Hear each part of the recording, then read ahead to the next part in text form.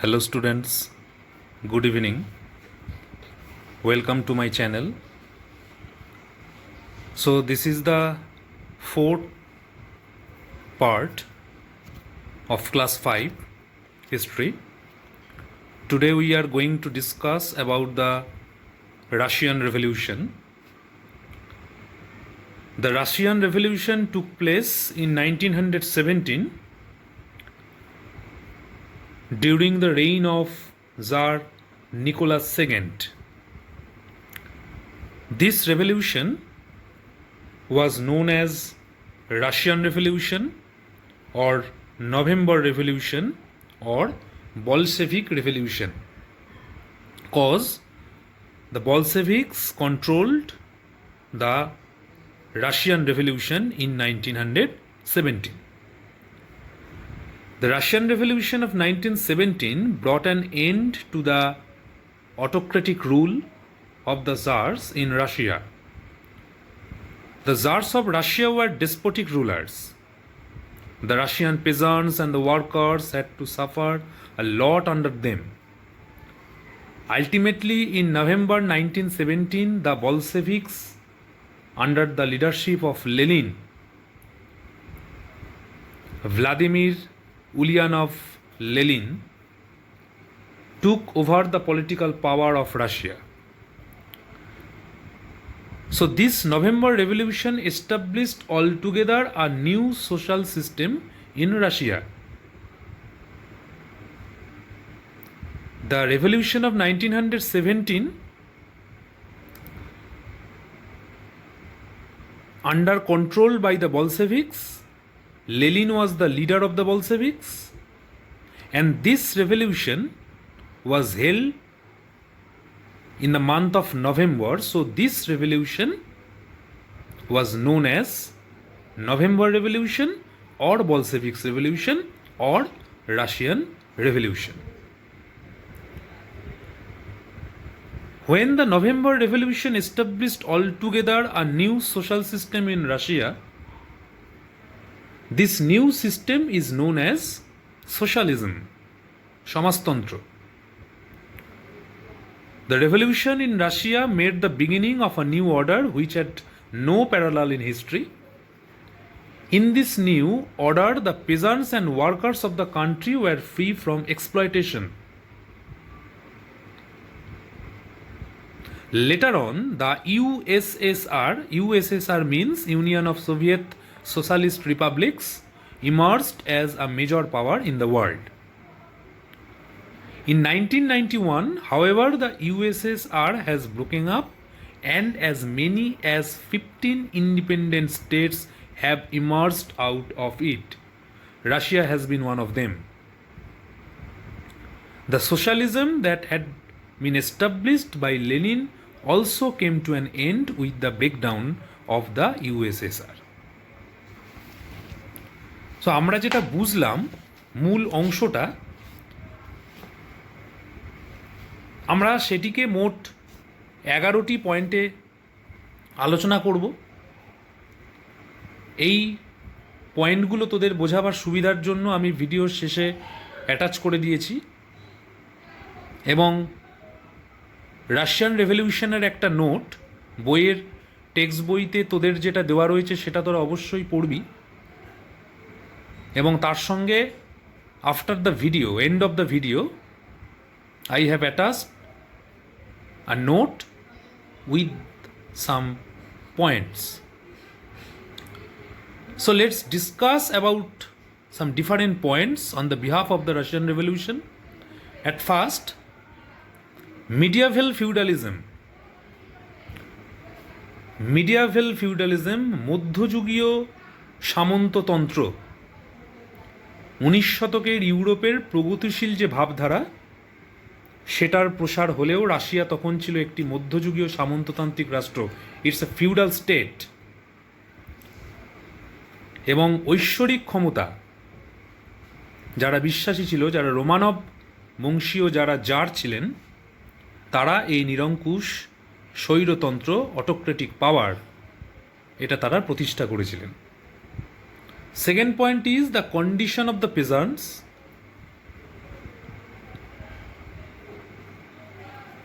রাশিয়াতে যখন ভূমিদাস প্রথার অবসান ঘটল ইন 1861, তখন তাদের অবস্থার কিন্তু কোনো উন্নতি ঘটেনি। কৃষকদের যে কন্ডিশন ছিল সেটা কিন্তু আরও বেশি খারাপ হতে শুরু করে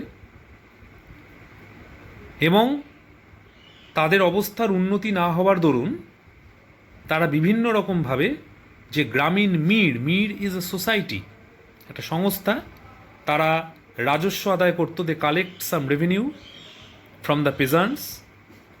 এই গ্রামীণ এই সোসাইটিটাকে বলা হয় তারা কি করতো, কৃষকদের আরও বেশি করে তারা শোষণ করতে থাকে। Point number 3 is condition of the labours. যারা রাশিয়ায় শ্রমিক ছিলেন তাদের বেতন কিচ্ছু ছিল না, অনাহার, অর্ধাহার এবং বস্তি জীবনের দুরবস্থা, শোষণ এবং অত্যাচারে তাদের জীবন হয়ে উঠেছিল অত্যন্ত দুর্বিষহ। এবং এটা তার উপলব্ধি করেছিল যে জারতন্ত্রের পতন যদি না ঘটে তাহলে তাদের অবস্থার কোনো রকমভাবে কোনো উন্নতি হওয়া সম্ভব নয়। পয়েন্ট নাম্বার 4 ইজ টেরোরিজম, সন্ত্রাস। After the 1905, the Prime Minister of the Tsar, Peter Stolypin had started a reign of terror in Russia after 1905. Black 100 নামে একটা কুখ্যাত অপরাধীদের জেল থেকে মুক্তি দিয়ে জার বিরোধী কৃষক শ্রমিকদের বিরুদ্ধে তাদের লেলিয়ে দেওয়া হয়েছিল যে তোমরা তাদের বিরুদ্ধে গিয়ে প্রতিবাদ জানাও। এবং এর সঙ্গে সঙ্গে আমরা দেখতে পাই যে সেই সময় যারা বলশেভিক কর্মী ছিলেন, যারা আন্দোলনের সঙ্গে যুক্ত ছিলেন, সেই সকল কর্মীকে কিন্তু ধীরে ধীরে নির্বাসনে পাঠানো হয়। Then point number 5 is policy of Russia. রাশিয়ার নীতি কী ছিল? যখন জার রাজত্ব করছেন তখন তার আন্ডারে, তার কন্ট্রোলে রাশিয়া ছিল জাতিগোষ্ঠীর কারাগার। বিভিন্ন জাতি লোককে সেখানে বন্দি বানানো হতো। এবং জার রাশিয়ায় যারা বসবাসকারী লাইক অ্যাস পোল, ফিন, তুর্কি, আর্মেনীয়, জর্জিয়, ইউক্রেনীয়, এই যে গোষ্ঠীগুলি ছিল জাতিগোষ্ঠী, নেশন স্টেট, তাদের নিজস্ব ভাষা এবং সংস্কৃতি মুছে দিয়ে, তাদের নিজস্ব একটা ল্যাঙ্গুয়েজ ছিল, তাদের নিজস্ব একটা কালচার ছিল, সেটাকে মুছে দিয়ে তাদের উপরে জোর করে রাশিয়ান কালচার এবং রাশিয়ান ল্যাঙ্গুয়েজটাকে চাপিয়ে দেওয়া হতো।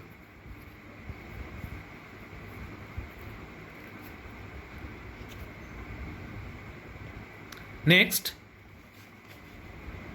Point number 6, contribution of Rasputin. এই রাসপুটিন ছিলেন, যখন জার দ্বিতীয় নিকোলাস শাসন করছেন তখন তার শাসনকালে একজন ভণ্ড সন্ন্যাসী, ফ্রড মঙ্ক, তিনি তার প্রভাব বিস্তার করেছিলেন। তার নাম হচ্ছে রাসপুটিন। এবং অ্যাডমিনিস্ট্রেশন কন্ট্রোল, যারা বিউরোক্র্যাটস আছেন, যারা মিনিস্টার আছেন, চিফ কমান্ডার আছেন, তাদের যে নিয়োগ প্রক্রিয়া, যে অ্যাপয়েন্টমেন্ট পলিসি, সেক্ষেত্রে রাসপুটিন কিন্তু তার প্রভাব বিস্তার করেছিল। এবং সেখানে দেখা যাচ্ছে যে গভর্নমেন্টের মধ্যে কিন্তু একটা বিশাল বড় ফ্রড ব্যাপার, যে সরকারের লোকেদের মধ্যে যারা রয়েছে তারা কিন্তু নিজেরাই জনগণকে হেনস্থা করার চেষ্টা করছে এবং তাদেরকে বিভিন্নভাবে ঠকাচ্ছে। Next point is revolution of 1905। 1905-এর বিপ্লব ব্যর্থ হলে রুশ জনগণের মধ্যে একটা সুদূরপ্রসারী প্রভাব পড়েছিল এবং বলা হয় যে 1917 খ্রিস্টাব্দের বিপ্লবের পটভূমি প্রস্তুত করেছিল এই 1905 খ্রিস্টাব্দের বিপ্লব। Then point number 8 is contribution of intellectuals, বুদ্ধিজীবী। টলস্টয়, তুর্গেনিভ, পুস্কিন, গোর্কি, এদের সকলের নাম তোরা কম বেশি জানিস। এরা বিভিন্ন উপন্যাস রচনা করেছিলেন। এরা তাদের উপন্যাসগুলির মাধ্যমে রাশিয়ান পিপলদের মাইন্ডে একটা বিশাল বড় পরিবর্তন নিয়ে আসেন। They had changed the mind of the people of Russia, and as well as Bukhanin and Karl Marx also changed the mind of the people of Russia with nationalism or nationalistic ideas, জাতীয়তাবাদী ধারণা বা বৈপ্লবিক ধারণার মাধ্যমে তারা জনগণের মনে একটা বিশাল বড় পরিবর্তন আনছে। Next point number 9 is the default of foreign policy, ত্রুটিপূর্ণ বিদেশ নীতি। সেখানে দেখা যাচ্ছে যে রাশিয়ার ত্রুটিপূর্ণ বিদেশ নীতি একটা ডিফল্ট ফরেন পলিসি, এবং সে বিদেশ নীতি দেশবাসীর সামনে যখন প্রকাশ পাচ্ছে তখন দেখা যাচ্ছে যে জারের শাসনের একটা অপদার্থতা, তিনি যে সাম্রাজ্য পরিচালনা করতে পারেন না তার দুর্বলতা সেটা জনগণের সামনে তুলে ধরছে। এবং 1905 খ্রিস্টাব্দে জাপানের কাছে প্রথম বিশ্বযুদ্ধের শুরুতে জার্মানির কাছে সুবিশাল রাশিয়ার পরাজয় দেশের আত্মসম্মানকে কিন্তু অনেকটাই নষ্ট করেছিল। প্রথম বিশ্বযুদ্ধে জার্মানির কাছে রাশিয়া কিন্তু পরাজিত হয় এবং তার ফলে রাশিয়ার আত্মসম্মান কিন্তু অনেকটাই নষ্ট হয়। Then point number 10 is the effects of first world war. Russia প্রথম বিশ্বযুদ্ধে প্রথমে কিন্তু যোগদান করেনি, কিছুদিন চলার পরে রাশিয়া প্রথম বিশ্বযুদ্ধে যোগদান করে, এবং এই যোগদান করার ফলে 1 কোটি সৈন্যের খাবার, প্রায় 1 crore ক্রপস, তাদের খাবার, বেতন, রসদ জোগাড় করা অত্যন্ত কঠিন হয়ে পড়ায়। প্রায় 60 লক্ষ, মোট 60 lakhs রাশিয়ান সেনা মারা যায়। প্রাইস হাইক হয়, মূল্যবৃদ্ধি হয়, আনএমপ্লয়মেন্ট, বেকারত্ব তৈরি হয়, এবং এই সমস্ত ঘটনাগুলোর ফলে রাশিয়ায় কিন্তু একটা টেরিবল কন্ডিশন, একটা ভয়ঙ্কর অবস্থা তৈরি হয়। So this is the effect of the first world war. প্রথম বিশ্বযুদ্ধের পরেই কিন্তু এটা তৈরি হচ্ছে, এবং প্রথমের দিকে এই জিনিসটা না ঘটলেও রাশিয়া যখন প্রথম বিশ্বযুদ্ধে অংশগ্রহণ করছে তখন কিন্তু দেখা যাচ্ছে যে রাশিয়াতে একটা ভয়ঙ্কর পরিস্থিতির, একটা টেরিবল কন্ডিশনের সূচনা হচ্ছে। Last point is point number 11, April thesis. যখন প্রথম বিশ্বযুদ্ধের পরে এরকম একটা ভয়ঙ্কর পরিস্থিতি তৈরি হচ্ছে তখন রাশিয়ায় যে প্রজাতান্ত্রিক সরকার, রিপাবলিকান গভর্নমেন্ট, কেরেন্সকি প্রাইম মিনিস্টার ছিলেন তিনি রিপাবলিকান গভর্নমেন্টের। কেরেন্সকি বলশেভিকদের উপরে অত্যাচার শুরু করলেন, কারণ বলশেভিকরা তো বিপ্লব শুরু করেছিল এই গভর্নমেন্টের এগেনস্টে। তখন উদ্ভব হলো একজন নতুন নেতার, তার নাম হচ্ছে লেলিন, ভ্লাদিমির লেলিন। তিনি বলশেভিক কর্মীদের সামনে গিয়ে দাঁড়ালেন, তাদেরকে একত্রিত করে তিনি একটি দল গঠন করলেন, বলশেভিক পার্টি। এবং এই বলশেভিক পার্টি গঠন করে 1917 হি ডিক্লেয়ার দ্য এপ্রিল থিসিস। তিনি ঘোষণা করছেন, লেলিন সমস্ত বলশেভিকদের একত্রিত করে ঘোষণা করলেন দ্য এপ্রিল থিসিস, এবং বললেন যে রিপাবলিকান গভর্নমেন্ট এদেরকে সরিয়ে দিয়ে এদের অত্যাচারকে প্রতিহত করতে গেলে কেরেন্সকিকে সরাতে হবে, এবং তার সঙ্গে সঙ্গে দ্বিতীয় নিকোলাসকেও সরাতে হবে, তবেই রাষ্ট্রীয় ক্ষমতা দখল করা সম্ভব হবে। তখন এই লেলিনের পরামর্শে, under the guidance of Lenin, Trotsky, তিনি ছিলেন লেলিনের বলশেভিক দলের একজন সেনাপতি। এই ট্রটস্কির নেতৃত্বে একটা নতুন বাহিনী গঠন হলো, তার নাম হচ্ছে রেড ফৌজ বা লাল ফৌজ। এবং এই লাল ফৌজ বা রেড ফৌজ রাজধানী পেট্রোগ্র্যাড, রাশিয়ার রাজধানী পেট্রোগ্র্যাড দখল করল। Under the leadership of Trotsky, according to the guidance of Lenin, occupied the capital Petrograd. এবং এই পেট্রোগ্রাড দখল করার সঙ্গে সঙ্গে রিপাবলিকান গভর্নমেন্টের যিনি প্রাইম মিনিস্টার ছিলেন কেরেন্সকি, তিনি সেখান থেকে পালিয়ে গেলেন এবং 1917 খ্রিস্টাব্দে 1917 in the month of November the Bolsheviks occupied the power of Russia. 1917 November মাসে বলশেভিকরা রাশিয়ার শাসন ক্ষমতা দখল করল এবং এই সমাজতন্ত্র, যেটাকে আমরা সোশ্যালিজম বলছি, যে সমাজতন্ত্রের তিনি প্রতিষ্ঠা করলেন, সেই সমাজতন্ত্রের প্রথম প্রেসিডেন্ট, রাষ্ট্রপতি নির্বাচিত হলেন, তার নাম লেনিন। তো এই অবধি আজকে আলোচনা হলো।